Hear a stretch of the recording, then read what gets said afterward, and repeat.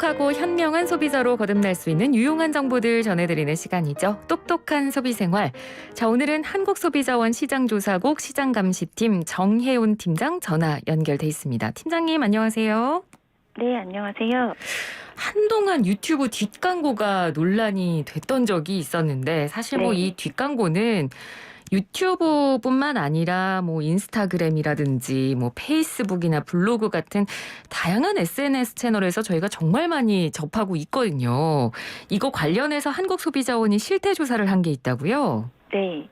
페이스북, 인스타그램, 유튜브 등 SNS 이용이 보편화되면서 SNS를 통한 광고가 활발하게 이루어지긴 있지만 SNS 광고를 보고 상품을 구매한 소비자 불만도 증가하고 있습니다.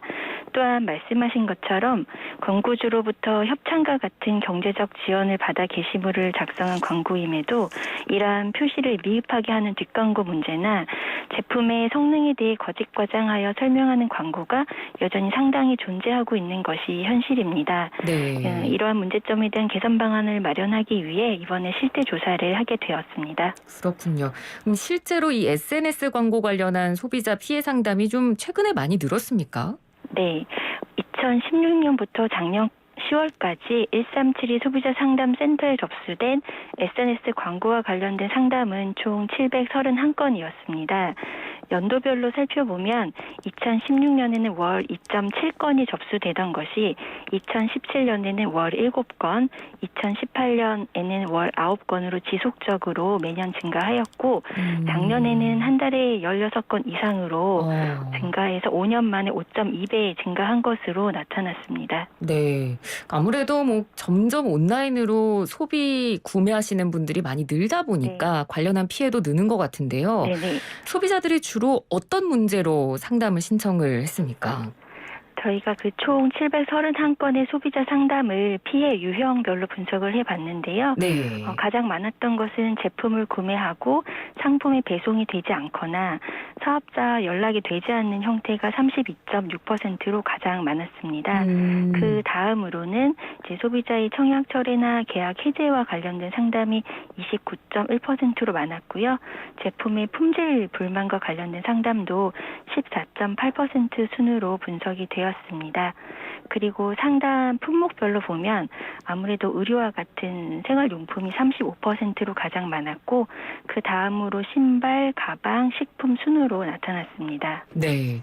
자, 그럼 여기서 좀 저도 궁금했었는데 이 SNS 사업자들별로 광고 관련 정책들을 운용을 하고 있을 텐데요. 네네, 이 맞습니다. 광고 정책들은 어떻게 운영을 하고 있나요? 그 인스타그램, 페이스북, 유튜브 모두 광고 자율 규제 정책을 운영하고 있었습니다.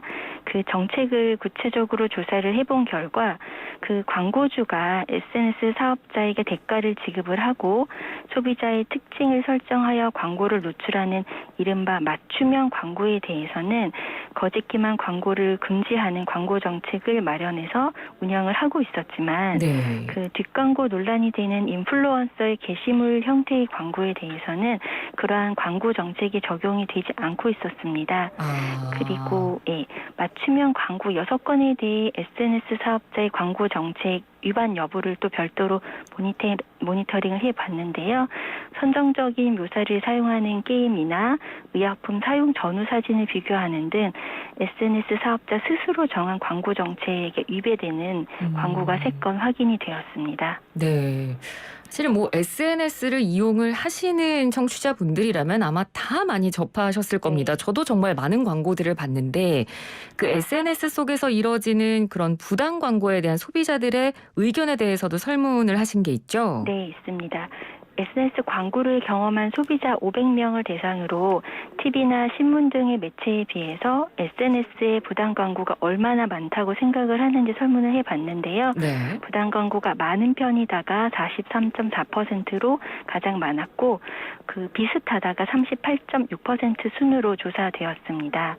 그리고 그 인플루언서 광고의 신뢰성에 대해서는 다른 매체와 비슷하다가 42.6%, 신뢰성이 다소 높다가 또 25.6% 순으로 응답을 하였는데요. 이를 종합해서 보면 SNS상의 인플루언서 광고에 대해서는 다른 매체와 비슷하게 비슷한 수준으로 신뢰를 하지만 SNS 자체의 부당 광고의 수는 다른 매체와 비해 많다고 인식하는 것을 알 수 있었습니다. 예. 그리고 또 저희가 SNS 부당 광고에 그 신고 기능이, SNS상 신고 기능이 있는데요. 그 SNS상 부당 광고 신고 기능을 사용한 경험이 있는가를 설문해 봤는데 예라고 응답한 비율은 24.7%에 불과했습니다. 왜 신고 기능을 사용하지 않았는지 그 이유를 두 가지 물었는데요. 네. 신고하더라도 적절한 조치가 될 것 같지 않았기 때문에가 69.9%로 가장 많았고 네. 신고 기능을 하기가 좀 불편해서 그리고 신고 기능이 있는지조차를 잘 몰라서 그런 순으로 나타났습니다. 네, 그렇군요. 자, 이런 부당 광고로 인한 소비자 피해를 최소화하기 위해서는 어떤 방안들이 필요하다라는 의견들이 설문에서 나왔나요?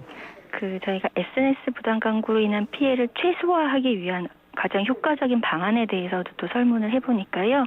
소비자들은 SNS 플랫폼 사업자의 부당 광고 규제 강화가 가장 효과적이다라고 생각했습니다. 네. 그 다음으로 이제 정부나 공공기관의 부당 광고 모니터링하고 시정 조치를 하는 거, 그리고 소비자들이 스스로 적극적인 신고 기능을 사용하는 것이 필요하다고 응답해서 결과적으로는 소비자들은 페이스북, 유튜브, 인스타그램과 같은 SNS 사업자의 역할이 가장 중요하게 생각하고 있는 것으로 나타났습니다. 네, SNS라는 게 사실 소통이 편하고 진입 장벽이 낮다는 점은 분명히 장점인데 네. 그런 만큼 이런 부작용도 있다라는 걸 알 수 있는 내용이지 않았을까 싶습니다.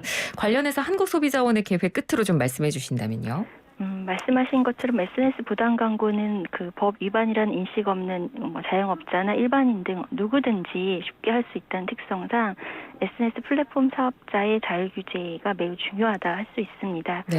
소비자원은 그러한 민간의 자율 규제가 원활히 작동이 될 수 있도록 이번 조사를 바탕으로 그 SNS 사업자에게 소비자가 좀 편리하게 부당 광고를 신고할 수 있도록 신고 기능을 개선을 하고 그 신고 내용에 대해서는 신고자에게 그 피드백하도록 권고하였습니다.